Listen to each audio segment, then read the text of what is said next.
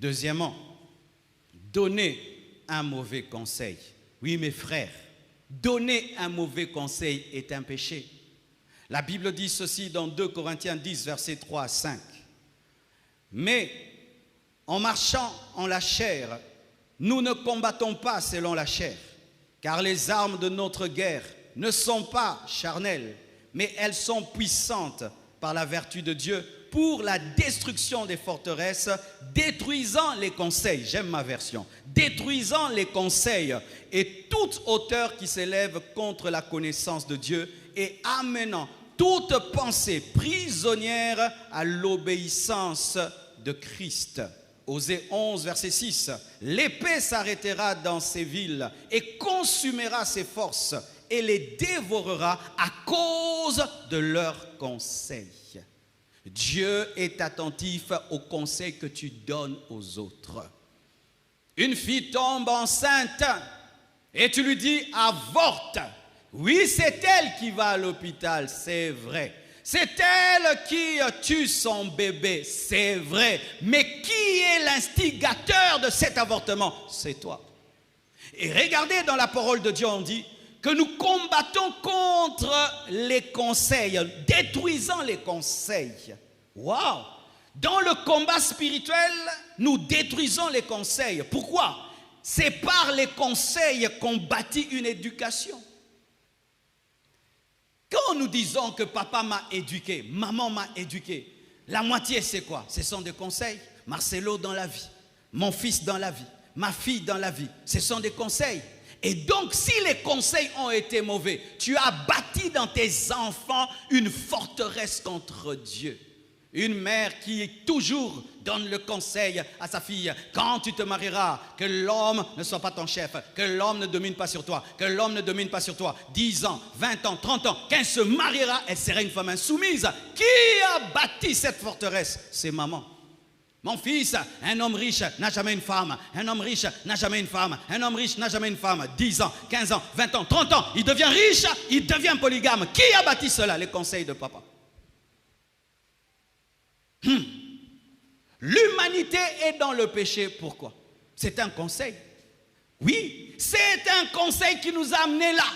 C'est un conseil qui a amené la chute de l'homme. Un conseil. Le serpent a conseillé la femme de manger l'arbre de la connaissance du bien et du mal. C'est un conseil qui a détruit le monde.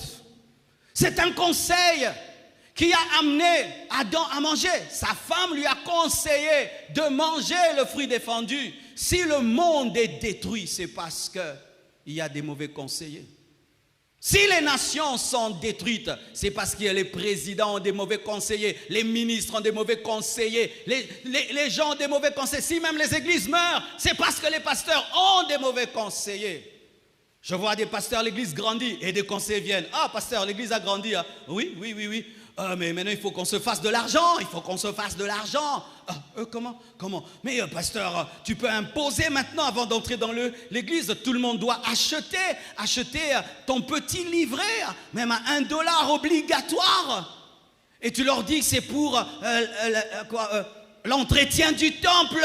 Et ça te fait $10 000 calmement par dimanche.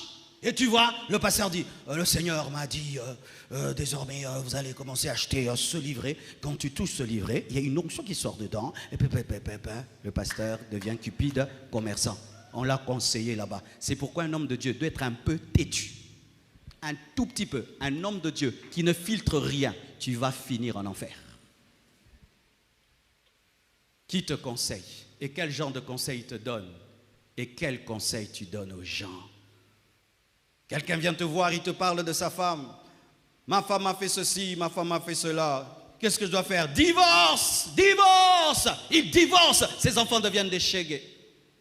Mon mari m'a fait ça. Il t'a fait quoi? Il t'a trompé. Toi aussi, il faut le tromper. Comme ça, il va sentir ce que tu as senti. Tu trompes comme ça. Sida! Oh, mes frères, comment est-ce que Amnon a eu sa sœur? Comment Amnon a-t-il eu sa sœur? C'est son cousin qui lui a donné le conseil. Et c'est lui qui est mort. Le cousin n'est pas mort, c'est Amnon qui est mort. Pourquoi Akab a pris la vigne de Naboth? C'est Jézabel qui a conseillé son mari. Comment toi, un roi, tu pleures comme ça pour une vigne? Je vais te la prendre. Permets ceci. Il a accepté et il est mort, lui et sa femme. Quel conseil tu donnes aux autres? Et j'aimerais parler aux hommes de Dieu qui sont ici. Chers hommes de Dieu, nous devons prendre très au sérieux les conseils que nous donnons aux gens. Parce que tu peux détruire une vie avec ton conseil. Vous savez, frère, Achitophel n'était pas un prophète. Mais la Bible nous dit que lorsqu'il parlait, il donnait un conseil. C'était comme un ainsi dit le Seigneur. C'était lui qui était la force de David. Lorsque Absalom s'est rébellé contre David et qu'Achitophel est resté avec Absalom, David a dit on a perdu la guerre, il faut fuir. Vous savez ça? Lorsque seulement Achitophel est resté dans le camp de son fils, David a dit c'est fini, fuyons. Pourquoi? Il a le stratège des stratèges avec lui. On ne peut pas gagner contre Achitophel. Lui, quand il conseille, c'est Dieu qui parle. Ah. Et vous savez comment David a vaincu Absalom? C'était une guerre des conseillers.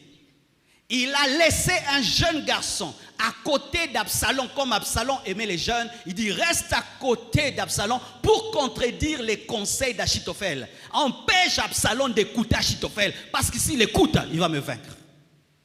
Et lorsque seulement Achitophel a senti que Absalom ne l'écoutait plus, il a compris que Dieu n'était plus avec lui, parce qu'il avait une onction de conseil. Quand il te dit, même s'il ne dit pas Dieu a dit, c'est Dieu qui a dit. Et beaucoup de gens nous prennent pour des Achitophel. Frère, homme de Dieu. Quelqu'un vient te voir, il te dit, je vais arrêter mes études pour servir Dieu. Tu n'écoutes pas Dieu, tu dis, fais ça, moi aussi j'avais arrêté. Tu n'as même pas prié. Il ne s'agit pas d'une petite chose, c'est sa destinée.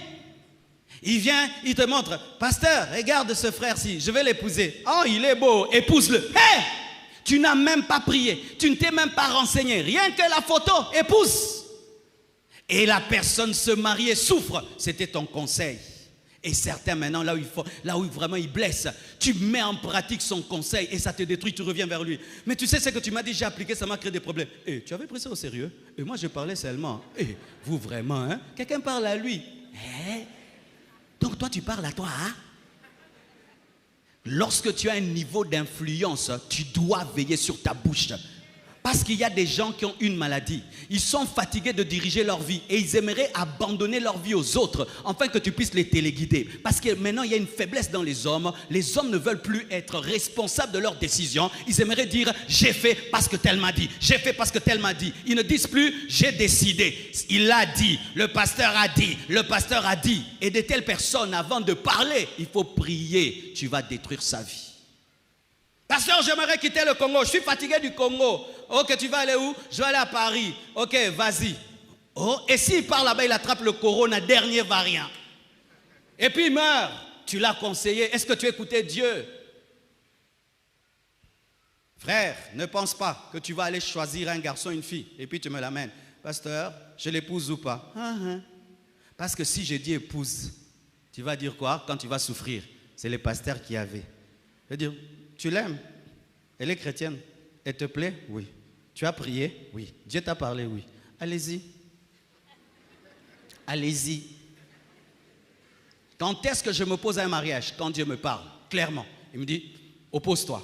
Ce n'est pas de moi, là je m'oppose. Je m'oppose quand c'est un païen, j'ai dit clairement. Mais tu m'amènes un chrétien, il est rempli du Saint-Esprit. Tu le trouves beau, il te trouve belle, et vous vous aimez, mariez-vous.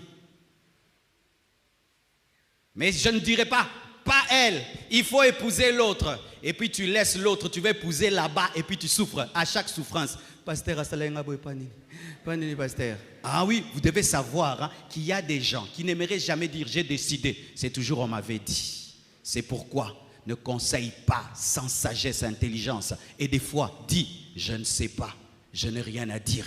Que Dieu te parle. Alléluia, alléluia, alléluia. Ne joue pas à Dieu dans la vie des autres. Amen. Ne joue pas à Dieu dans la vie des autres. Je ne suis pas Dieu dans vos vies. Je ne suis pas Dieu dans vos vies. Si vous pensez que vous prendrez vos vies et je devrais décider sur tout, ce n'est pas ça le plan de Dieu dans la vie d'un pasteur dans le Nouveau Testament. Dans le Nouveau Testament, les hommes de Dieu confirment ce que Dieu vous a dit. Nous ne sommes pas dans l'Ancien Testament où Dieu me parle seulement qu'à moi et ne vous parle pas. Dieu vous parle. Si vous êtes ses enfants, Dieu vous parle. Je répète, Dieu vous parle. Hein? Dieu vous parle. Dieu vous parle. Et si tu ne sais pas écouter Dieu, ne m'écoute pas, je vais te distraire. Je répète, hein, si tu ne sais pas écouter Dieu, n'écoute pas Marcelo. Marcelo va détruire ta vie. Car des fois, vous ne réfléchissez pas vous-même. Et puis venez chez un homme sage. Homme sage, voici mon argent. J'ai 10 000 $. J'en fais quoi? Moi, je ne suis pas conseiller en orientation économique ou macroéconomique ou quoi. Non, non. Ce n'est pas le rôle d'un pasteur, vous savez. Hein? Oui, si certains pasteurs veulent être les gourous dans vos vies, ce n'est pas biblique. Je vais t'enseigner la parole de Dieu et toi, tu utilises la sagesse de la parole de Dieu pour l'appliquer. Mais je ne veux pas dire, Seigneur, maintenant prions, Robrosa, Egaramayasa. Seigneur, c'est 10 000 $. Qu'est-ce que tu nous dis? Qu'est-ce que tu nous dis pour faire? Oh, nom de Jésus. Oh, Dieu a dit, ces 10 000 $, tu vas les mettre dans la construction comme sémence. Mais c'est ce qui vous arrive, non? C'est ce qui vous arrive. Tu vas avec tes 10 000 $. Homme de Dieu, j'ai ces 10 000 $. Tu pries un peu Dieu, que je vois ce que je vais en faire. Ah, il ne sait pas ce qu'il va en faire. Je vais t'aider. Oh, mais au nom de Jésus. Tu achètes un bus pour l'orphelinat. Ah, pasteur, mais tu avais dit que tu n'as rien à faire. C'est ça à faire. Je préfère quelqu'un qui vient me voir. Pasteur, j'ai 10 000 $, j'aimerais investir dans le charbon. Je dis, ah, tu as étudié le marché parce que moi, je suis au courant que ce marché-là ne marche plus ces derniers temps, mais j'ai appris qu'il y a tel autre marché qui marche. Et tu dis encore bien, je trouve qu'il faudrait que tu prennes du temps. Moi, j'aime de telles conversations. Alléluia. Parce que quand les fidèles grandissent, on ne les conduit plus comme des enfants. Et c'est ce que vous devez être. Arrêtez de prendre vos vies et de les donner aux hommes pour que les hommes vous dirigent. Ce n'est pas biblique. Et si tu as dirigé quelqu'un et il est en train de détruire sa vie, aie l'humilité d'aller le suivre. Frère, je t'ai mal conseillé. Hein? Pardon. Je n'avais pas la sagesse en ces temps-là. La sagesse est venue en retard. Pardon, arrête de me suivre dans ces domaines-là. Ce n'était pas vrai. Oh oui, j'ai des prédicateurs qui avant prêchaient contre les études, prêchaient contre la prospérité, prêchaient contre la richesse, qui se sont repentis lorsqu'ils se sont rendus compte qu'ils ont prêché un message déséquilibré. Mais oui, mais combien de prédicateurs ont poussé des enfants à arrêter les études au nom que Jésus revient bientôt? J'ai des gens qui disaient en 2002, Jésus reviendra, pourquoi tu vas étudier, tu n'auras même pas ta licence en 2002. Et les gens ont arrêté les études, ces personnes se sont repenties. Lorsque tu as dévié un homme par tes paroles, va le rectifier, amen. Mais arrête de donner des mauvais conseils. Tu donnes des conseils du genre, pourquoi tu pries beaucoup? Toi, tu donnes trop à l'église. Ce n'est pas bien de trop donner à l'église. Toi, tu vas trop à l'église. Comment tu peux donner des conseils pareils? Toi, tu es trop sérieux. Tu es trop sérieux. Toi, tu aimes trop ta femme. Toi, tu es trop fidèle. Comment tu peux donner de tels conseils? Détends-toi un peu. Tu es trop coincé. Hein? Il faut te détendre un peu. Se détendre un peu, c'est quoi? Aller un peu en boîte. Des conseils pareils que tu donnes aux gens. Quand les gens sont sous ton influence, est-ce qu'ils perdent des valeurs ou bien ils additionnent, ils ajoutent des valeurs? Voici le résultat de tes conseils, l'état de tes amis. C'est ça. Si tu veux connaître la puissance de tes conseils, vois tes amis. Qui sont-ils? Ton ami, depuis qu'il t'a rencontré, il est devenu un grand homme ou il a baissé? C'est ton influence dans sa vie.